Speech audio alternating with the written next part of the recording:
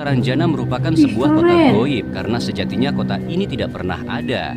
Perdebatan mengenai keberadaan kota ini masih menuai pro dan kontra. Pasalnya tidak semua orang bisa menyaksikan kemegahan kota ini.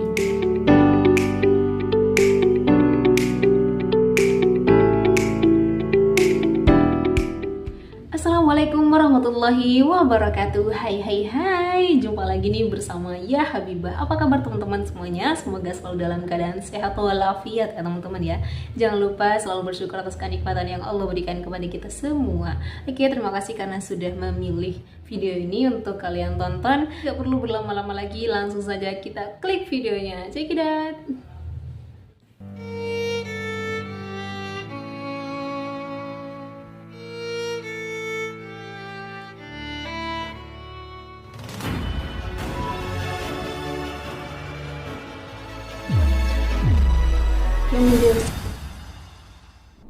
Di seluruh penjuru dunia, kota-kota yang hilang selalu menarik perhatian banyak orang. Ada banyak faktor mengapa kota atau daerah yang dulunya pernah eksis dan ramai penduduk ini sekarang ditinggalkan dan justru menjadi kota mati tanpa aktivitas manusia. Di Indonesia sendiri tak sedikit kota-kota yang dulunya terkenal ramai ini justru hilang. Bahkan sebagian sudah resmi terhapus dari peta modern. Bencana alam seperti gunung meletus, tanah longsor, dan banjir adalah faktor utama masyarakat meninggalkan daerahnya, meski ada juga faktor goib lainnya. Daripada berlama-lama, berikut ini adalah 5 daerah di Indonesia yang resmi telah hilang. Namun sebelum lanjut ke videonya, jangan lupa klik subscribe-nya dan nyalakan lonceng notifikasinya. 1. Kota Wuna atau Muna. Kota Muna merupakan sebuah daerah yang terletak di Provinsi Sulawesi Tenggara dan menjadi kota penting bagi Kesultanan Muna. Bagaimana tidak, pasalnya kota ini menjadi pusat pemerintahan Muna dan tempat tinggal para raja. Wuna dibangun pada masa Raja Laki Laponto tahun 1538 sampai 1541 dan selesai di masa Raja Lapu Sasu tahun 1541 sampai 1551 serta dikelilingi oleh benteng yang berbentuk lingkaran.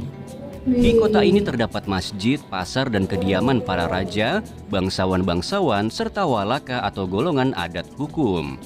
Jadi orang biasa dan kaum bangsawan yang tidak memiliki jabatan penting dilarang untuk mendiami kota ini. Walaupun orang-orang biasa dilarang untuk menetap, mereka boleh masuk kota pada saat waktu tertentu, yaitu hari-hari pasar dan dipanggil oleh pimpinan. Selain itu, mereka dilarang untuk naik kuda di dalam kota dan hanya pejabat saja yang diperbolehkan. Kota Wuna atau Muna mulai ditinggalkan pada tahun 1861 ketika perang saudara pecah antara Laode Kaili dan Laode Tau untuk memperebutkan jabatan sebagai Raja Muna. Situasi kota yang semakin memburuk membuat orang-orang mulai meninggalkan Muna dan lama-kelamaan akhirnya menjadi reruntuhan.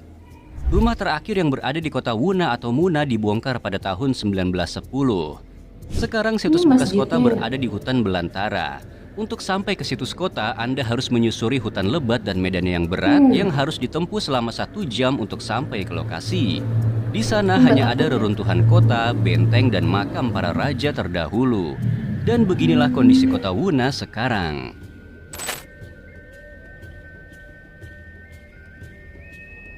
Ini makamnya. 2. Kota Saranjana. Kota Saranjana yang terletak di Kalimantan Selatan ini kembali jadi buah bibir. Konon katanya kota Saranjana merupakan sebuah kota goib karena sejatinya kota ini tidak pernah ada. Perdebatan mengenai keberadaan kota ini masih menuai pro dan kontra. Pasalnya tidak semua orang bisa menyaksikan kemegahan kota ini karena keberadaannya yang sangat mistis. Namun bagi masyarakat yang tinggal di kota baru Pulau Laut, mereka meyakini bahwa kota Saranjana benar-benar ada. Hal itu terlihat dari peta masa lampau. Keberadaan kota Saranjana adalah fakta. Salomon Muller, naturalis berkebangsaan Jerman yang dilahirkan di Heidelberg, dalam petanya berjudul Peta Wilayah Pesisir dan Pedalaman Borneo tahun 1845, menggambarkan bahwa terdapat wilayah yang ditulisnya sebagai Tanjung atau Hoek Seranjana. Sebuah foto seorang wanita berhijab yang tengah berpose menyandar ke teralis balkon memperlihatkan sisi belakang wanita itu terlihat jelas bekas lampu kota yang jauh tampak remang-remang. Foto ini viral dan jadi perdebatan warganet. Ada yang menyebutkan bahwa latar di belakang foto ini adalah lokasi kota Saranjana. Namun ada juga yang tidak percaya, lantaran saat dikunjungi kota ini hanya sebuah pulau saja, tidak ada satupun bangunannya. Konon kota Saranjana dihuni makhluk astral atau tidak kasat mata berupa jin muslim. Namun ada pula yang mengatakan kota Saranjana dihuni manusia namun yang telah menggoib. Akhirnya kota Saranjana resmi dihilangkan di peta modern untuk menghilangkan perdebatan. 3. Dukuh Lagetang. Dukuh Lagetang menghilang hanya dalam waktu singkat akibat bencana longsor besar yang terjadi pada 16 April 1955. Hujan lebat yang mengguyur kawasan Dieng dan sekitarnya membuat daerah ini hilang dalam waktu yang singkat. Peristiwa longsor ini terkenal karena korban tewasnya terbanyak di Pulau Jawa. Untuk mengenang tragedi Pilu dan menghilangnya Dukuh Lagetang, dibuatlah sebuah tugu peringatan atas tewasnya 332 orang penduduk Dukuh Lagetang, serta 19 orang tamu dari lain-lain desa akibat longsornya Gunung Pengamun-Ngamun pada 16 April 1955. Saat ini lokasi Dukuh Lagetang sudah menjadi lahan pertanian kentang dan kubis. 4. 21 Desa Sidoarjo. Bencana lumpur lapindo yang terjadi pada 17 tahun silam mengakibatkan banyak wilayah desa di Kabupaten Sidoarjo terendam lumpur dan hilang. Sebanyak 21 desa hilang dan tenggelam secara perlahan-lahan. Tahun ini tepat 17 tahun kejadian tersebut terjadi, masalah ganti rugi pun belum terselesaikan dengan baik. Banyak warga yang harus menanggung akibat yang ditimbulkan oleh bencana ini secara fisik, ekonomi, hingga kejiwaan. Wilayah administratif desa yang dianggap hilang oleh pemerintah Kabupaten Sidoarjo mayoritas adalah kawasan yang masuk dalam peta atau area terdampak lumpur lapindo. Awal mula bencana ini terjadi di persawahan di Kelurahan Siring, Kecamatan Porong yang dalam waktu 3 minggu menenggelamkan 90 hektar tanah dan memaksa 2.000 warga untuk mengungsi. Sampai sekarang kawasan yang tertutup lumpur sudah mencapai 800 hektar dan meliputi 21 desa.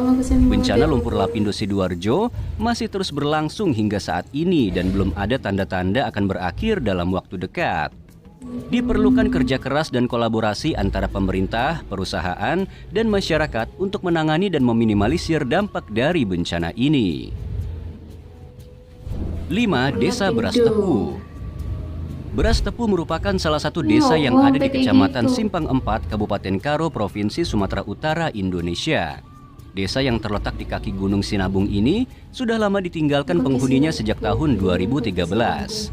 Akibat bencana Gunung Sinabung yang terus aktif memaksa para penduduknya meninggalkan rumah dan pindah ke daerah lain. Beras Tepu merupakan salah satu desa dari 18 desa yang sudah dikosongkan warga selama erupsi Gunung Sinabung. 3 di antaranya bahkan telah hilang terkubur lahar Sinabung. Suasana sepi sangat terasa saat pertama kali menginjakan kaki di desa Beras Tepu. Rumput-rumput ilalang tumbuh bebas hampir menutupi rumah-rumah penduduk. Sesekali terdengar suara burung yang menambah kesan mistis yang terasa di desa ini. Sekitar 200-an rumah warga beserta isinya kian rusak dan tidak terawat, bahkan ada yang roboh setelah ditinggalkan pemiliknya selama bertahun-tahun. Warga yang meninggalkan desa ini beberapa tersebar ke seluruh wilayah di Kabupaten Karo. Namun paling banyak adalah di daerah Siosar, Sumatera Utara. Dan benar saja desa ini sekarang sudah menjadi desa mati.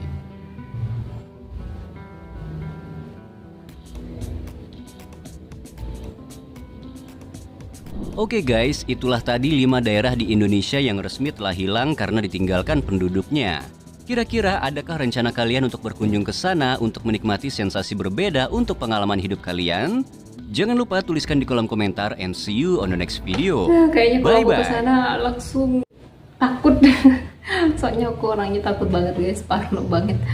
Jadi teman-teman mungkin dari teman-teman ada yang kepo pengen ke sana, bisa diceritakan nanti ya guys ya, gimana perasaan kalian, suasana di sana bagaimana. Mungkin ada yang mau nyusul.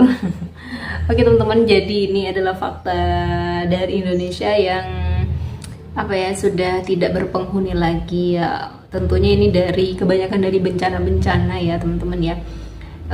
Seperti Gunung Merapi yang masih aktif gitu kan, jadi warganya lebih memilih untuk pindah daripada apa ya, kena dampak dari musim dari Gunung Merapi yang masih aktif-aktif itu ya teman-teman ya. Masya Allah, pokoknya intinya semoga kita semua terhindar dari bala, dari bencana-bencana alam yang berbahaya ya teman-teman ya. Semoga selalu dalam lindungan Allah Subhanahu wa taala kita semua. Oke teman-teman, sekian dulu video dari kami. Tunggu video-video terbaru dan terseru lainnya. Assalamualaikum warahmatullahi wabarakatuh. Dadah.